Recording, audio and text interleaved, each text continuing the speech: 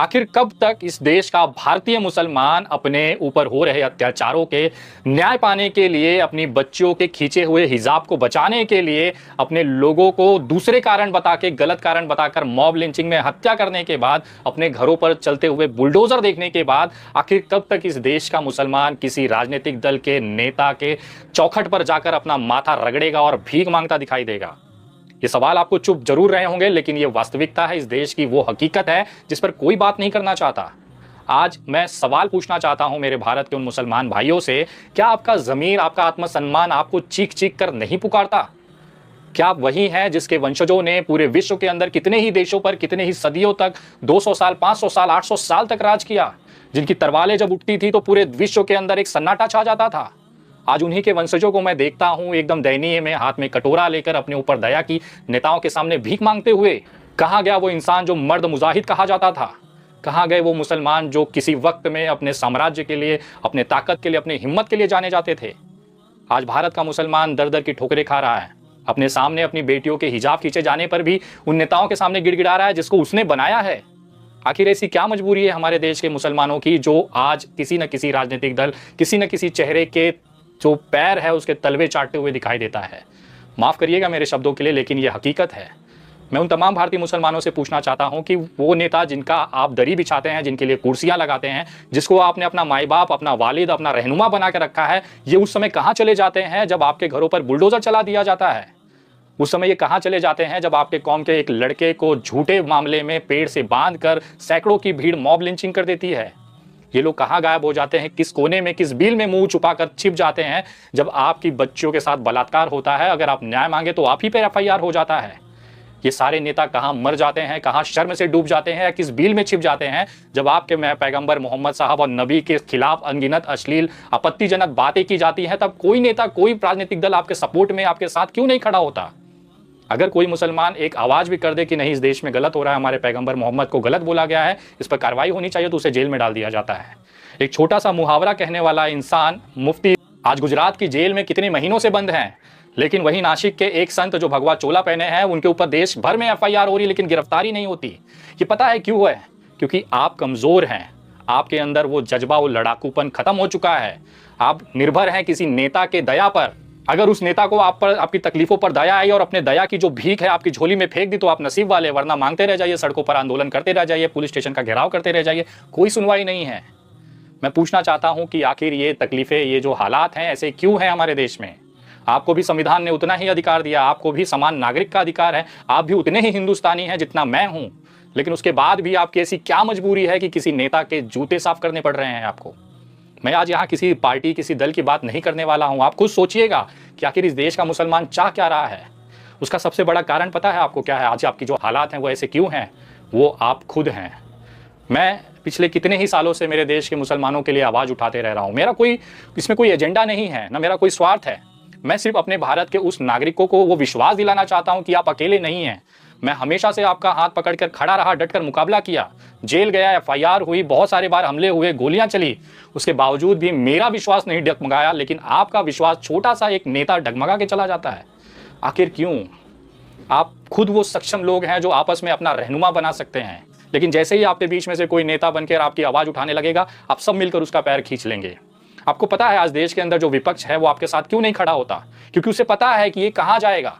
ये हमारे अलावा इसका कोई माई बाप नहीं है। अगर हम भी हाथ नहीं देंगे तो इसका कोई आगा पीछा नहीं है। आज ये कॉन्फिडेंस विपक्षी दलों को क्यों है? सिर्फ आपकी वजह से, क्योंकि आप लोगों ने उनके अंदर ये विश्वास दिलाया है कि तुम ही माँ हो, तुम ही बाप हो, तुम्हारी हमारे खुदा हो, तुम ही हमारे भगवान हो, जो हो, तुम अगर हमारी सुरक्षा करोगे तो हम तुम्हारे संरक्षण में जिंदा रहेंगे, वरना हमारा कोई नहीं है। क्या कभी विपक्षी दलों से आपने कॉलर पकड़कर पूछने की हिम्मत की है कि मेरे घर पे बुलडोजर चल रहा है, तू क्या कर रहा है? कभी आपने किसी भी नेता विपक्षी दलों को जिसको आप वोट देते हैं उसका कॉलर पकड़कर पूछा है कि मेरी बेटी का हिजाब खींचा जा रहा है, बता तू क्या कर रहा है? जब सवाल पूछना आता है तो आपके जीभ पर, आपके मुंह पर ताले लग जाते हैं। पता है क्यों है ये सब? ये हालात क्यों पैदा हो रहे हैं? क्योंकि कोई भी मुसलमान किसी दूसरे मुसलमान को ताकतवर या फिर आगे बढ़ते देखना ही नहीं चाहता है। शायद यही कारण है कि 70 साल बाद भी आज आपका एक रहनुमा नहीं है। गिन चुनकर ओवैसी और बाकी ऐसे लोग उठते हैं, लेकिन उसको भी भाजपा की बी टीम बता दिया जाता है। अगर मैं देश के 14% मुसलमानों से, यानी कि 25 करोड़ आबादी से अगर पूछूं कि ओवैसी और एमआईएम को भाजपा की बी टीम का तबका किसने दिया है, तो शायद ही कोई मुसलमान बता पाएगा। गूगल कर लीजिएगा। भारतीय जनता पार्टी की बी टीम एमआईएम और ओवैसी है, ये स्टेटमेंट देने वाले विपक्षी दल है जिस इंडिया अलायंस है, जिसका आप आज पैर पकड़कर उसकी दया की भीख पर जिंदा हैं। ये प्रोपोगेंडा चलाया ही इसीलिए जाता है कि मुसलमान एकजुट न रह पाए। आपके कौम के अंदर वो ताकत है, पूरा देश की इकोनॉमी वो चलाते हैं, मेहनत करते हैं, मजदूरी करते हैं, जिस क्षेत्र में है वहां पर अपना पूरा जी जान लगा देते हैं, लेकिन हार जाते हैं केवल एक जगह, राजनीति में। जी, राजनीति वो जगह है जहां पर आपकी तकदीर लिखी जाती है, लेकिन उसके बावजूद भी आप अपना रहनुमा नहीं बना पा रहे हैं। आपको किसी अखिलेश यादव, किसी ममता बनर्जी, किसी राहुल गांधी की जरूरत पड़ती है, और वो उस समय गायब हो जाते हैं जब आपके घरों पर बुलडोजर चलती हैं, आपकी बिटिया का हिजाब खींचा जाता है। क्या फायदा ऐसे नेता का जो आपके मुसीबत में ही ना दिखाई दे। अपने बीच से नेता पैदा करिए, रहनुमा पैदा करिए, और वादा है मेरा, अगर आपने ये बदलाव अपने अंदर लाया, अपने अंदर ये एकजुटता लाई ना, इस देश के अंदर कभी भी मुसलमानों को लेकर कोई अपशब्द नहीं कह पाएगा। इतनी औकात की, इतनी हिम्मत किसी के अंदर नहीं है, चाहे वो नेता हो, चाहे वो संत हो, चाहे सोशल मीडिया पर बैठने वाले ये 2 रुपए के भड़वे टट्टे हों। किसी की इतनी औकात नहीं होगी कि आपके नबी, आपके मोहम्मद के खिलाफ एक शब्द भी बोल पाए। लेकिन वो इसी के लिए बोल पाते हैं क्योंकि आप अपने अंदर से कमजोर हैं, टूटे हुए हैं, बिखरे हुए हैं। एक दूसरे का हाथ पकड़िए, मजबूती से, लीगल तरीके से, संविधान के दायरे में रहकर अपने आप को मजबूत करिए। अगर कोई मुसलमान आगे जा रहा है तो उसको ताकत दीजिए, उसके हाथ को मजबूत करिए, ना कि उसके पैर को खींचिए। लेकिन इस पूरी दुनिया के अंदर अगर आप सबसे बड़ी चीज़ देखेंगे तो आप खुद अपने खुदा से दूर हो चुके हैं। अगर मैं आज पूछूं कि कितने लोग ऐसे हैं जो 5 वक्त की नमाज पढ़ते हैं, तो बहुत गिने चुने चुनिंदा हाथ ऊपर उठेंगे कि हम 5 वक्त के नमाजी हैं, बाकी सब लोग बाहर हैं। जिस खुदा ने, जिस ऊपर वाले ने आपको पूरी दुनिया दी, पूरी ताकत दिया, आपको अच्छा परिवार दिया, रहन सहन दिया, निवाला दिया, पेड़ दिया, ऑक्सीजन दिया, आकाश दिया, धरती दिया, उसका एक शुक्रिया अदा करने का आपके पास वक्त नहीं है। एक शुक्रान की नमाज होती है, शुक्रिया की नमाज होती है, वो आज तक बहुत कम मुसलमान को पता होगा कि इस तरह की नमाज में शुक्रिया भी अदा किया जाता है उस ऊपर वाले का जिसने ये ज़िंदगी दी, ये सारा सब कुछ उसी का दिया है। मैं पूछना चाहता हूँ, कभी आपने गौर किया है? मैं एक ब्राह्मण हिंदू हूँ, लेकिन मुझे ये पता है कि अपने भगवान को खाने के एक निवाले से पहले हाथ जोड़कर, थाली में हाथ जोड़कर उनको प्रणाम करके धन्यवाद दिया जाता है कि हे प्रभु, तूने आज ये अन्न मेरे पेट में निवाला बन के भेजा है, उसके लिए तेरा लाख लाख शुक्रिया। लेकिन कितने मुसलमान ऐसे हैं जो अपने नबी, अपने मोहम्मद, अपने अल्लाह को धन्यवाद कहते हैं कि तूने ये ज़िंदगी दी, ये निवाला दिया। आप नमाज से दूर होते जा रहे हैं, आप दीन से दूर होते जा रहे हैं, और यही कारण है आपकी बर्बादी का। आज जब मैं नाइट क्लबों में जाता हूँ तो पता है वहाँ पे 60% मुस्लिम लड़के आते हैं, लड़कियाँ आती हैं पार्टी करने, और वो दारू पी रहे हैं। जिस दारू को इस्लाम में, कुरान में हराम बताया गया है, उसकी नई जनरेशन आज अपने आप को पार्टी और दारू पीने में अपने आप को गौरवान्वित महसूस करता है। हाथ में दारू का ग्लास, शरीर के अंदर दारू, उसके बाद आप कहते हैं कि नहीं हम मुसलमान हैं।